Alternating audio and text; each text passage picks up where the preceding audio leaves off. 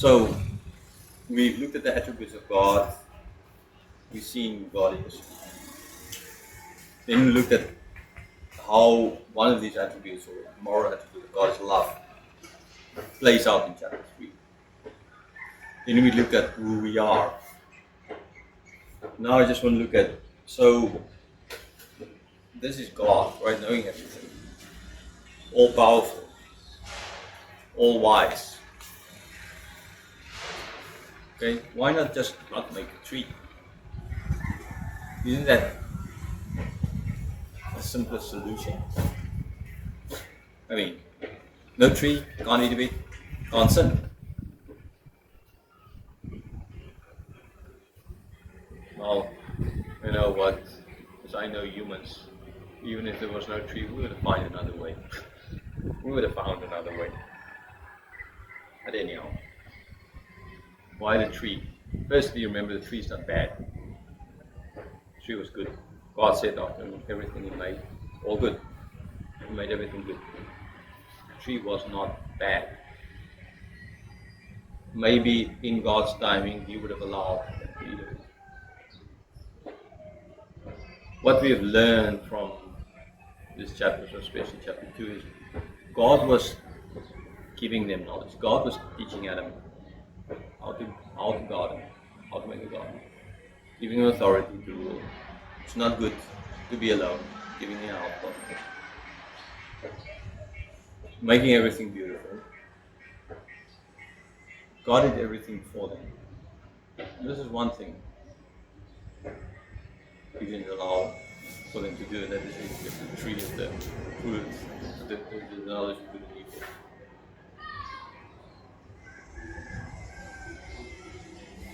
I mean, just one, basically, taboo, one tree.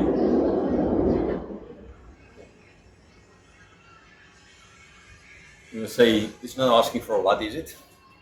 Anyhow. It is funny sometimes how people, on the one hand, blame God for making this tree, and at the same time, blame God for making us free, but then speak up for freedom to the world all the time. It's like, we are free, right? We have the freedom to choose whatever we want to. But God, for you to then put the tree from which we are not allowed to take, that is not good, because now you're going against our freedom. Okay? Again, we are the gods. God's supposed to listen to us. If I want to go out there in the street and kill people, then I have the freedom to do it, and I need to do it, right? Yeah, right. Okay, so if I want to kill you, but you don't want to be killed by me, either my freedom wins or yours win. But both can't win at the same time. Okay? So we will always, yes, blame God. God made the tree, we will blame Him for making the tree and being the reason why we sin. God didn't make the tree, we will say, no, why didn't you make the tree so that we had the freedom to choose? Okay, right. So then ultimately, so remember, the tree was good. God gave knowledge. God didn't eat anything, hide anything. As they could comprehend, God taught them. It was a path. They had to follow God. They had to depend upon God. Not on themselves, God. They are not the gods. God is a God. They had to depend. That was a simple thing. Just listen to me. Depend upon me. Okay? Still a simple thing today. Trust God. We don't. Right? Even Christians, we don't. We always want to do it our way, right? So then God made it true.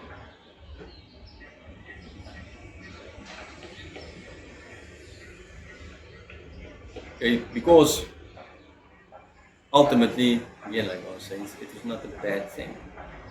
God wasn't begging them to do it. Okay? God did everything so they won't do it.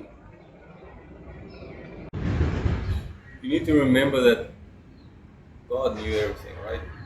Sure. But even before, God knew something else. And that something else is, I will take responsibility. Because I'll send my son. who will live and die and rise again. My son will undergo all the suffering. So it's not a question of God and ultimately just I just want them to suffer. Compared to Jesus, we're not suffering. He himself will suffer. He himself will suffer a lot more than we could. So yes, he put the tree there so that we could learn a lesson. It's in life, right? We do the same thing with our kids. If you're a teacher, wherever you teach somebody something else, you do certain things for them where you tell them, don't do this because it's dangerous. Don't put your hand in the fire because you're going to lose it, right? So when you put your hand in his hand in the fire after you told him, you slap the hand because you don't want your child to be hurt. But you need that fire, right, to make food. We seldom have electricity here these days. So we have gas. Everything needs to be made. In the evenings you can go out here and it's just people making fires because they need to cook. They need to make food. Right? The air is bad at the moment. Starting coughing again.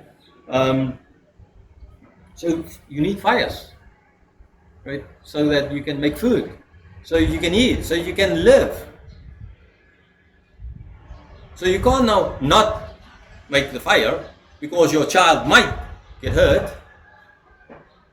Okay? Or you are not allowed to have any water on this planet because someone might drown in water. People drown in water. So let's take all the water from this planet, but then we all die because we need water to live. Right?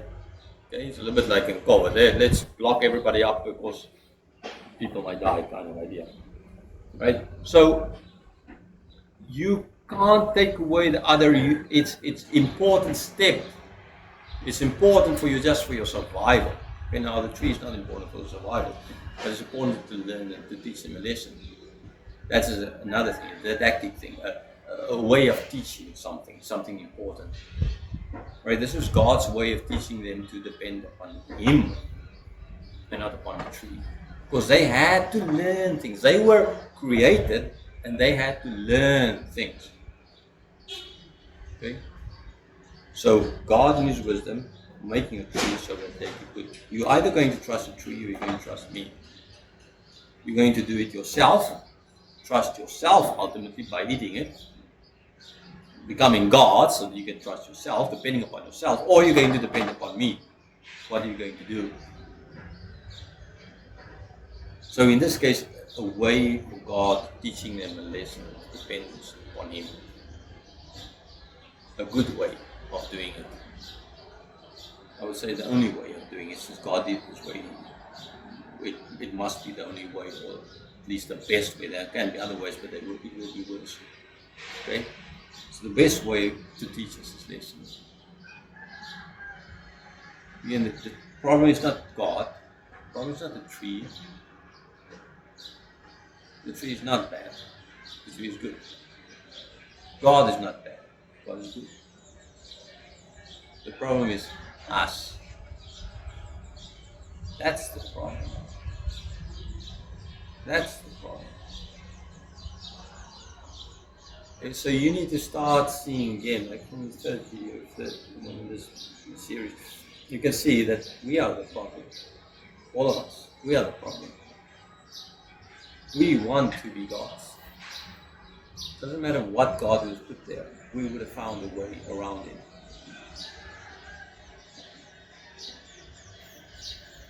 The question is not why God, knowing that we're going to eat, just not make the tree. The question is, why did we eat it when we had no right to eat it, when we had no reason to eat it? That ought to be the question. So I think it's just important as well, we always love to blame others, that you start thinking first and foremost, who really truly is to blame here, the tree or we?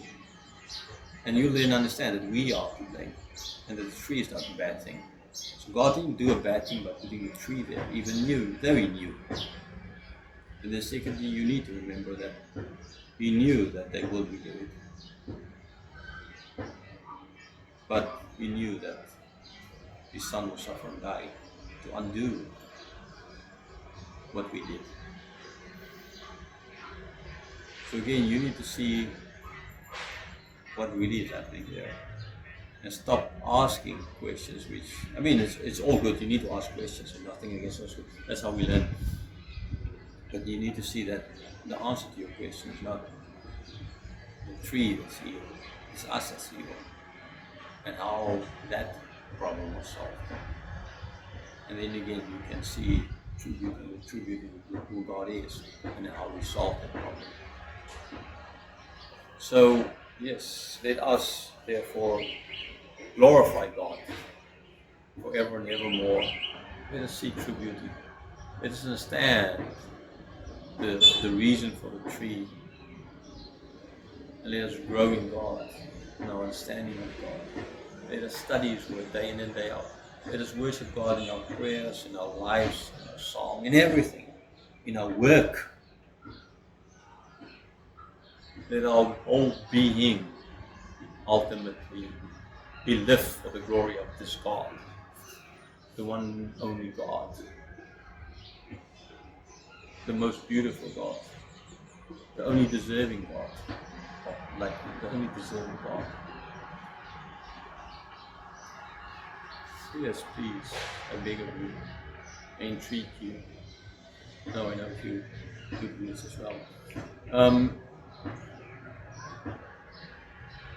Start living with every atom in you, 24/7, your whole life, from now till the end, till you reunite with your Father in heaven, and when He comes back on earth, start living for the glory of God. Everything you do, everything you say, everything you think, live to His glory and His glory alone. Amen.